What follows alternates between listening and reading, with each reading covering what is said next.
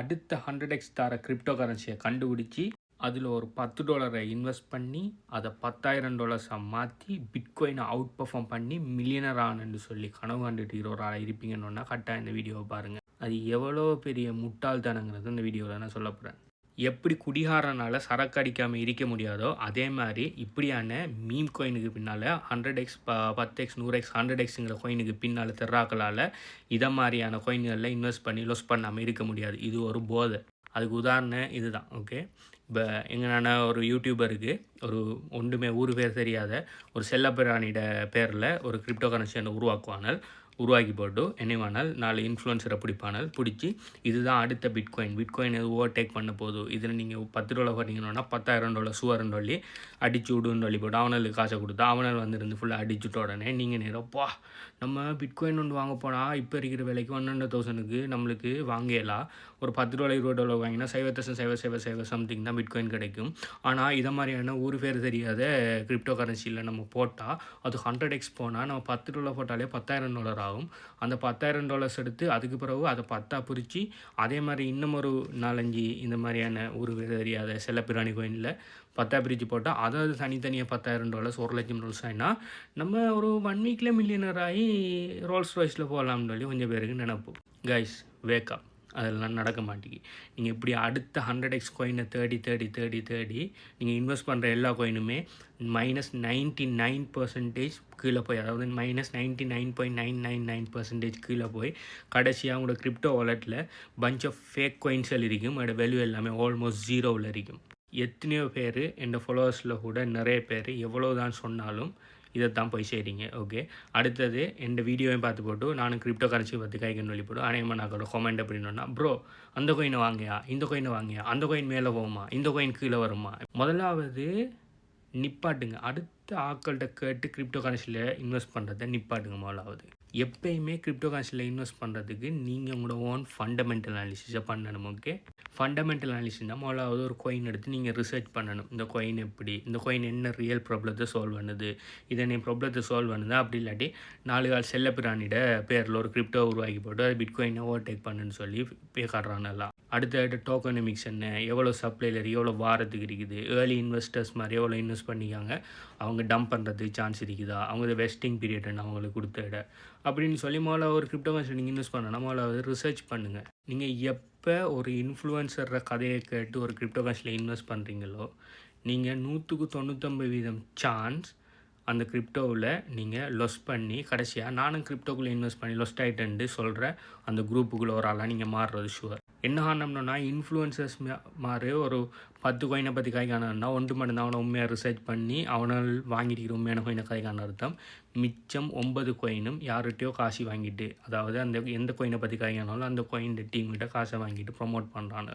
Guys, நான் இந்த marketing ஃபீல்டுக்குள்ளே 4-5 வருஷமாக இருக்கிறேன். Plus I'm digital marketing content creator. நான் இது post graduate certificate in digital marketing. Okay, மார்க்கெட்டிங்கை பற்றி டிஜிட்டல் மார்க்கெட்டிங்கை பற்றி எல்லாமே தெரியும். ஓகே, ஒவ்வொரு கிரிப்டோ கரன்சி பின்னால் இருக்கிறதும் ஒவ்வொரு கம்பெனி.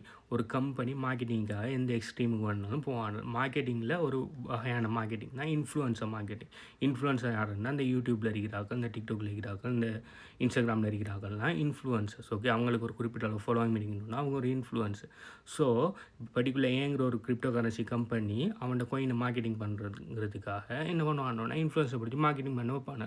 அப்போ இன்ஃப்ளூயன்சருக்கு காசு கொடுத்தா அவன் அந்த கம்பெனி என்னென்ன மாதிரி சொல்கிறானோ அது எல்லாத்தையும் சொல்லுவான். இப்போ எல்லா இன்ஃப்ளூயன்சர்ஸையும் பலன்னு சொல்லலை, ஆனால் 199 இன்ஃப்ளூயன்சர்ஸ் அவன் காசை வாங்கிட்டு தாங்க அதைக்கான. ஓகே, நீங்கள் அடுத்த 100x கோயினை கண்டுபிடிக்க போகிறோம், அடுத்த 10x கோயினை கண்டுபிடிக்க போகிறோம், அடுத்த 100x கோயினை கண்டுபிடிக்க போகிறோன்னு சொல்லி நீங்கள் போக கடைசியாக நீங்கள் ஒவ்வொரு கோயின்லேயும் $10 $2 $3 $5 இன்வெஸ்ட் பண்ணி போய் கடைசியாக நீங்கள் டேர்ன் பேக் பண்ணி பார்க்கக்குள்ளே என்ன நடக்கணும்னா அவங்களோட வாலெட் ஃபுல்லாக பஞ்ச் ஆஃப் ஃபேக் கோயின்ஸும் இருக்கும். எல்லா கோயின்ஸும் விலையும் -99% இல்லாமல் போயிருக்கும். என்னை பொறுத்த வரைக்கும் எப்பயுமே பிட்காயின் மட்டும்தான் பெஸ்ட். என்ன காரணம்னு சொன்னால் பிட்காயின் தான் வந்த காலத்திலேருந்து, பிட்காயின் உருவாக்கின காலத்திலேருந்து இன்றைக்கு வரையும் பிட்காயின் மட்டும்தான் நம்பர் 1ல் இருக்குது. அதை யாராலுமே முறியடிக்கலாம். எல்லாரும் அந்த கோயினை சொல்லி இது பிட்காயினை ஓவர்டேக் பண்ணும், அது செய்யும் என்ன ஒன்றாலும் பிட்காயினை ஓவர்டேக் பண்ணிடலாம். அதுக்கு ப்ரூஃப் தான் இது. இங்கே பாருங்கள், 2014 ஸ்க்ரீன்ஷாட். ஒவ்வொரு வருஷமும் பிட்காயின் தான் கிங், நம்பர் 1 கோயின். அதுக்கு பக்கத்தில் XRP 2ஆவதாக இருந்துக்கு இப்போ 2014-15 ஓகே. அது பிறகு இப்போ எத்தூரியம் இருக்குது. இந்த சில கோயின்கள் என்னன்னு சொல்லி நம்மளுக்கு தெரியும். ஏன்டா இந்த கோயினெல்லாம் உலகத்தில் அதாவது டாப் கிரிப்டோவில் ஃபர்ஸ்ட், செகண்ட், தேர்ட், ஃபோர்த்துங்கிற ரேங்கில் இருந்த கோயினெல்லாம் இப்போ அந்த கோயின்களோட அட்ரஸே இல்லாமல் போயிருக்குன்னு சொன்னால் அதுக்குரிய அர்த்தம் என்ன?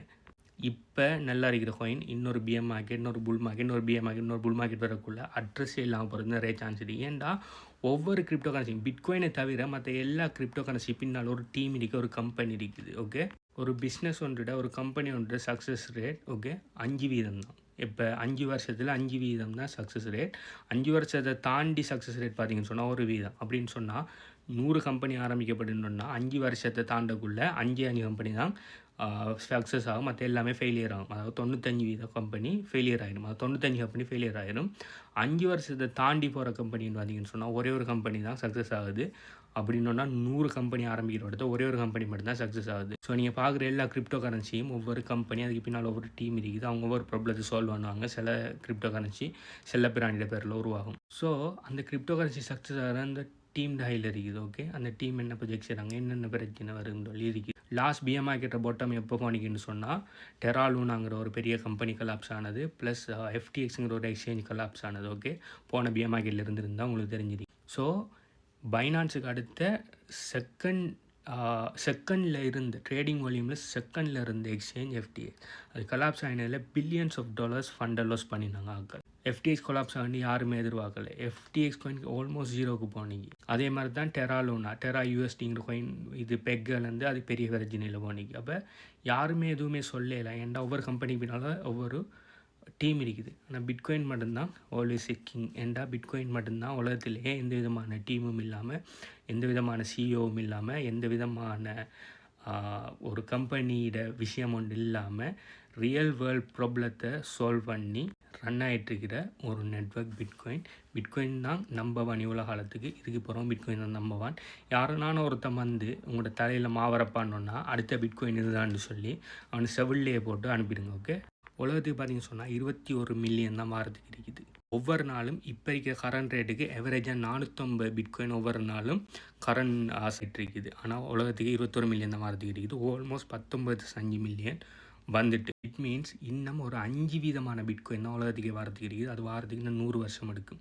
ஸோ இதுதான் டோட்டல் சப்ளைட max supply. Okay, so fiat கரன்சியில் பார்த்தீங்கன்னு சொன்னால் எப்போ வேணாலும் கவர்மெண்ட் பிரிண்ட் பண்ணலாம். கோல்டை பார்த்தீங்கன்னு சொன்னால் எப்போ வேணுனாலும் தோண்டி கோல்டு எடுக்கலாம். எங்கே வேணுனாலும் கோல்டு சப்ளை ஒன்று கண்டுபிடிக்கலாம். அப்போ கோல்டு சப்ளை ஃபிக்ஸ்டு இல்லை. நீங்கள் எந்த அசெட் எடுத்தாலும் அது சப்ளை ஃபிக்ஸ்டு இல்லை. ஓகே, ரியல் எஸ்டேட் எடுத்திங்கன்னா ஒரு 10 மாடி இருக்கிற 10 வீடு இருக்கிற இடத்த அந்த வீடை இடிச்சிட்டு 20 வீடாக மாற்றலாம். ஓகே, ஸோ அவரோட சப்ளை இன்க்ரீஸ் ஆகும். ஓகே, ஸோ எந்த அசெட் எடுத்தாலும் அதோட சப்ளை ஃபிக்ஸ் இல்லை பிட்காயினை தவிர. ஓகே, ஸோ பிட்காயின் ஆல்ரெடி 95% சப்ளையில் இருக்குது. இப்போவே இந்த டிமாண்டுன்னா உலகத்தில் இருக்கிற 5 விதமான ஆக்கள் தான் பிட்காயின் நுழைஞ்சிருக்கு இப்போதைக்கு. ஸோ பேலன்ஸான ஆக்களும் கிரிப்டோ கரன்சி பிட்காயினுக்குள்ளே வந்து பிட்காயின் வாங்க நினைக்கக்குள்ள ஒரு 10% 20% சொல்லி அடாப்ஷன் வரக்குள்ள அவங்க எல்லாருமே போட்டி விடுவாங்க இந்த 5%. அப்போ பிட்காயின் ப்ரைஸ் எங்கே போகுதுன்னு சொல்லி யோசிச்சு பாருங்கள். அதனால் அடுத்த 100x கோயினை கண்டுபிடிச்சி நான் பெரிய மில்லியனர் ஆகிறேங்கிற பகல் கனவன் அவுட்டு இந்த மாதிரியான நுழுக்கணமான அவுட்டு போட்டு ஒழுங்காக ஃபண்டமெண்டல் வேல்யூவில் இருக்கிற பிட்காயின் வாங்க. அதை தாண்டி வேறு கோயினில் இன்வெஸ்ட் பண்ண போகிறீங்கன்னு சொன்னால் உங்களோட ஓன் ப்ராப்பரான ஃபண்டமெண்டல் அனாலிசிஸை வாங்கி அது அந்த கோயின்கள் ரியல் வேர்ல்ட் ப்ராப்ளத்தை சால்வ் பண்ணால் மட்டும் கிரிப்டோ கரன்சியில் இன்வெஸ்ட் பண்ணுங்கள். சும்மா அவன் சொல்கிறாங்கிறதுக்காக கிரிப்டோ கரன்சியில் இன்வெஸ்ட் பண்ணாதீங்க. இதை பற்றி நீங்கள் என்ன நினைங்க? நீங்கள் பிட்காயினில் மட்டும் இன்வெஸ்ட் பண்ணுவீங்களா, அப்படி இல்லாட்டி கண்டவன்லாம் சொல்கிறான்னு சொல்லி கண்ட கோயினில் எல்லாம் இன்வெஸ்ட் பண்ணீங்களான்னு சொல்லி கீழே கமெண்ட் பண்ணுங்கள். அடுத்தது உங்களுக்கு பிட்காயினை எப்படி வாங்குகிற, பிட்காயினை எப்படி பத்திரமா ஸ்டோர் பண்ணி வைக்கிற, பிட்காயின் எப்படி மல்டிப்ளை பண்ணுற, பிட்காயின் எப்படி பெசிவ் இன்கம் ஏர்ன் பண்ணுறேன்னு சொல்லி எல்லா விஷயங்கள் தெரிஞ்சோல்லன்னு சொன்னால் பிட்காயின் ஹாவர் சிஸ்டத்தில் எல்லாத்தையுமே 100% ஃப்ரீயாக டீச் பண்ணியிருக்கிறேன். அது சம்மந்தமான டீட்டெயில்ஸ் வேணும்னு சொன்னால் ஏன்னு உங்களுக்கு அந்த சிஸ்டம் வேணுங்கிறத கீழே கமெண்ட் பண்ணுங்கள். அதை எப்படி எடுக்குன்னு சொல்லி சொல்கிறேன். பை.